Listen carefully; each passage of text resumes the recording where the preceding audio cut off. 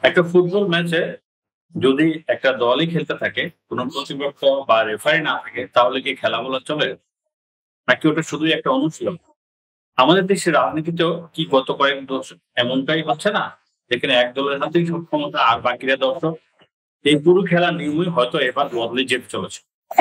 আসসালামু আলাইকুম। আমি আপনাদের সঙ্গে আছি সিদ্দিক আর আপনারা দেখছেন সময় সংকেত। আজ আমরা একদম সহজ ভাষায় জানবো এই খেলার নিয়ম বদলানোর প্রস্তাবটা কি ঠিক? এর নাম সংসদে উচ্চকক্ষ বা সিনেট। এই উচ্চকক্ষ জিনিসটা কি? এটা কেন দরকার?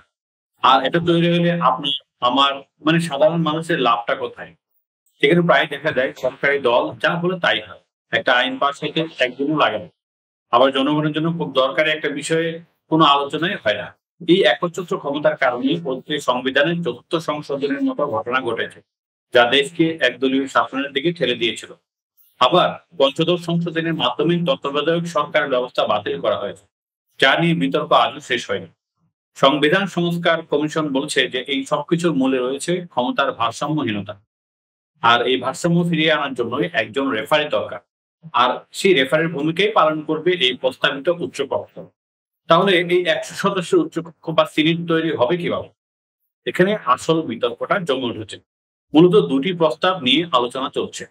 অপশন এক, যা সংবিধান সংস্কার কমিশন দিয়েছে, তা হলো ভোটের অনুপাতে আসে।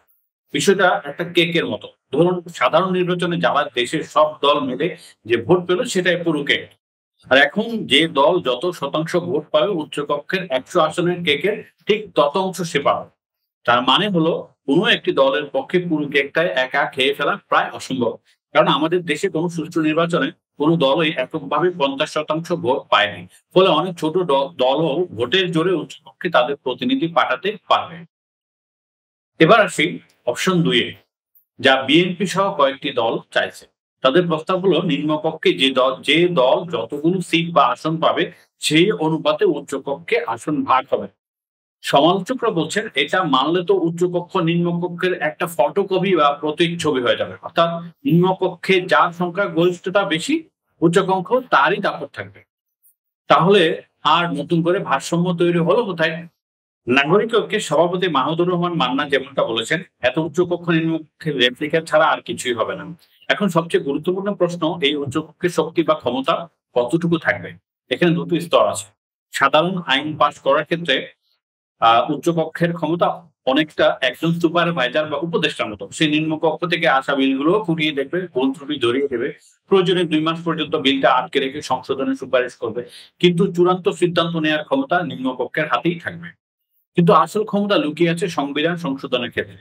দেশের সংবিধান বদলানোর সময় এই উপদেষ্টাই হয়ে যাবে একজন দুর্ভেদ্য গেটকিপার বা দারোয়ান। তখন আইন পাস করতে দুটো চাবির প্রয়োজন হবে, একটা নিম্নকক্ষে আর একটা উচ্চকক্ষে। অর্থাৎ উভয় কক্ষের ২/৩ সদস্য একমত না হলে সংবিধানের একটা অক্ষরও বদলানো যাবে না। এর সরাসরি প্রভাব পড়বে আমাদের জীবনের উপর। ধরুন, সরকার হঠাৎ করে আপনার ব্যক্তিগত সম্পত্তির উপর নতুন কোনো কড়া আইন চাপিয়ে দিতে চায়।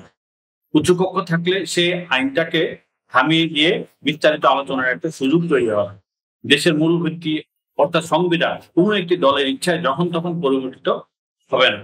আপনার নাগরিক অধিকারগুলো আরো বেশি সুরক্ষিত থাকবে। বিশ্বের বহু উন্নত দেশে এই ব্যবস্থা চালু আছে। আমাদের প্রতিবেশী ভারতের রাজ্যসভা এর সবচেয়ে বড় উদাহরণ।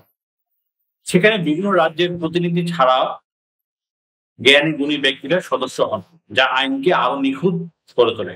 সংসদ গবেষক অধ্যাপক নিজামুদ্দিন আহমদও এই বিষয়টির উপর জোর দিয়েছেন। তিনি পরিষ্কার বলেছেন, সংবিধান সংশোধনের ক্ষমতাই হবে উচ্চকক্ষের মূল শক্তি। আর এই শক্তি নিশ্চিত করতে হলে ভোটের অনুপাতে বা পিআর পদ্ধতিতে নির্বাচন হওয়া উচিত।